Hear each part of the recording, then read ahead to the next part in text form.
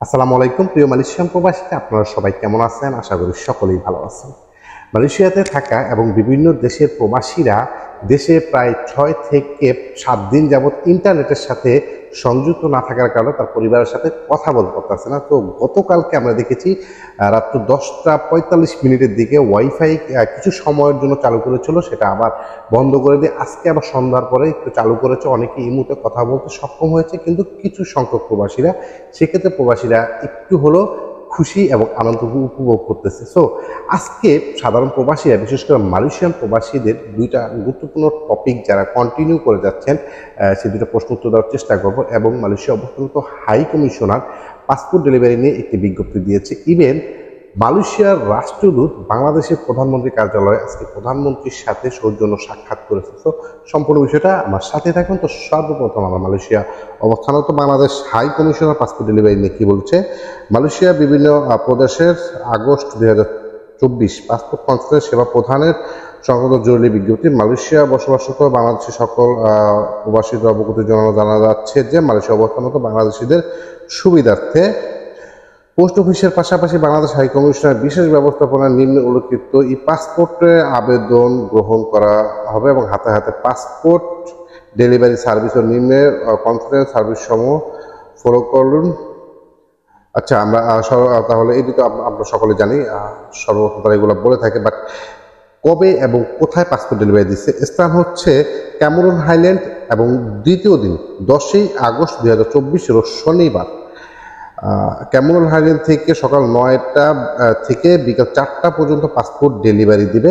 কিন্তু অবশ্যই অ্যাপয়েন্টমেন্টের সময় কিন্তু 7ই আগস্ট কিন্তু পাসপোর্ট ডেলিভারি দেবে 10ই আগস্ট। দ্বিতীয় দিন সেটা হচ্ছে ক্যামেরন হাইল্যান্ডে 11ই আগস্ট 2024 রোজ রবিবার সকাল 9টা থেকে বিকাল 4টা পর্যন্ত পাসপোর্ট ডেলিভারি দিবে। ইভেন 7ই আগস্টে, এটাও 7ই আগস্টের মধ্যে অ্যাপয়েন্টমেন্ট নিতে হবে। অনেকে অ্যাপয়েন্টমেন্টের জন্য বা অ্যাপয়েন্টমেন্ট না নিয়ে কিন্তু অনেকে পাসপোর্ট আনতে যান, সেক্ষেত্রে অনেক প্রবাসী ফেরত আসছেন। এটা আমরা অলরেডি বিভিন্ন প্রবাসীদের কাছ থেকে জানতে পেরেছি। এবং নিচে এখানে লেখা আছে, নিচের লিঙ্কের মধ্যে গিয়ে আপনি অ্যাপয়েন্টমেন্ট নিতে পারবেন। তো এগুলো আমরা আগেও জানি, তারপর আমরা বলতে চাচ্ছি আজকে ভিডিওটা একটু শর্ট করে ফেলবো। সেটা হচ্ছে আপনি যদি পাসপোর্ট ডেলিভারি দিতে চান, সেক্ষেত্রে আপনি সরাসরি হাতে হাতে পাসপোর্ট নিতে পারবেন যে জায়গা থেকে ডেলিভারি দিচ্ছে ওই জায়গা থেকে। ইভেন আপনি যদি সেখানে অ্যাপয়েন্টমেন্ট ছাড়া পাসপোর্ট আনতে চান, সেক্ষেত্রে আপনার পাসপোর্ট কোনোভাবেই আনতে পারবেন না।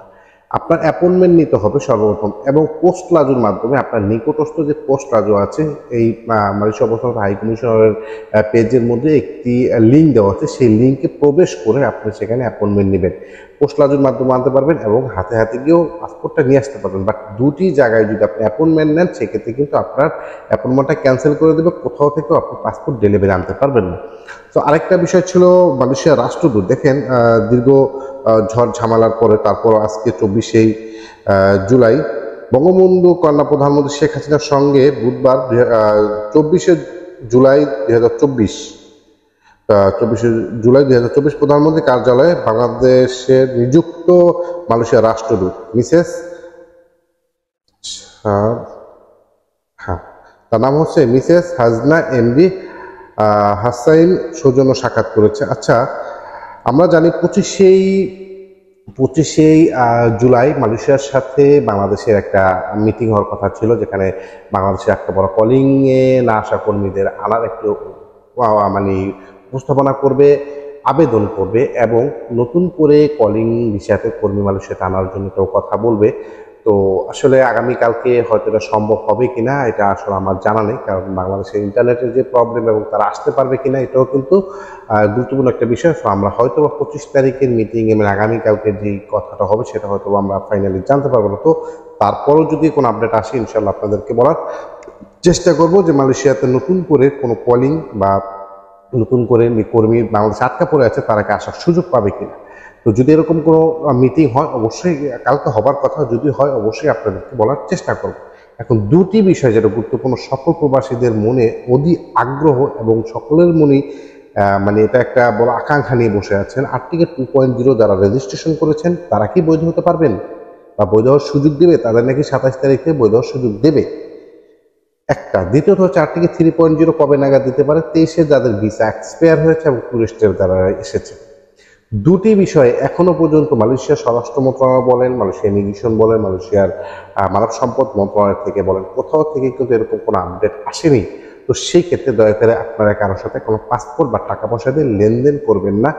অনেকেই বলেছেন যারা রেজিস্ট্রেশন করছে তাদের সুখবর সুখবর সুখবর দিতেছে বা আসবে, ভাগ্য ভালো। আচ্ছা, রেজিস্ট্রেশন করেছেন বলেই কি আপনাদের বৈধকরণ দেবে? মালয়েশিয়া এরকম কোথাও কোনো আপডেট আসেনি। বাট এরকম যদি ডিক্লারেশন আসে, অবশ্যই আপনারা বিভিন্ন সোশ্যাল সেক্টরের মধ্যে জানতে পারবেন, কিন্তু অযথা কারো কাছে টাকা পয়সা দিয়ে হয়রানির শিকার হবেন না। আমরাও বলি যারা আসতে পারেনি কলিং ভিসাতে তারা আসার সুযোগ পাক, আর্টিকেল 2.0 রেজিস্ট্রেশন করছে তাদের বৈধ হওয়ার সুযোগ করে দেখ, যারা 23-এ ভিসা এক্সপায়ার হয়েছে তাদেরও বৈধ করার একটি সুযোগ করে দেখ। আমরা চাই সকল প্রবাসীরা বৈধভাবে মালয়েশিয়াতে বসবাস করুক, কিন্তু মালয়েশিয়াতে বর্তমানে সাধারণ সভা ঘোষণা করেছে অবৈধ প্রবাসীদের দেশে যাওয়ার জন্য। এই বিষয়টাকে কেন্দ্র করে মনে হচ্ছে না 2024 সালে নতুনভাবে কোনো বৈধকরণ দেবে। তো দিলে অবশ্যই আপনাদেরকে বলার চেষ্টা করব, কিন্তু অনেকেই বিভিন্নভাবে মার্কেটিং করে আপনাদেরকে হয়রানির শিকার করাবে। তো এই বিষয় থেকে অবশ্যই সতর্ক থাকবেন। তো সকলে ভালো থাকবেন, নিরাপদে থাকবেন। ইনশাআল্লাহ নেক্সটে আপনাদের জন্য যদি কোনো মালয়েশিয়ার বাংলাদেশের দুটি দেশের সাথে যদি কোনো রকম মিটিং হয়ে থাকে আর সেখান থেকে কী আপডেট এসেছে অবশ্যই আপনাদেরকে বলার চেষ্টা করবো। এতটা সময় ধৈর্য ধরতে হবে। আসসালামু আলাইকুম, দেখা হবে নেক্সট কোনো ভিডিও।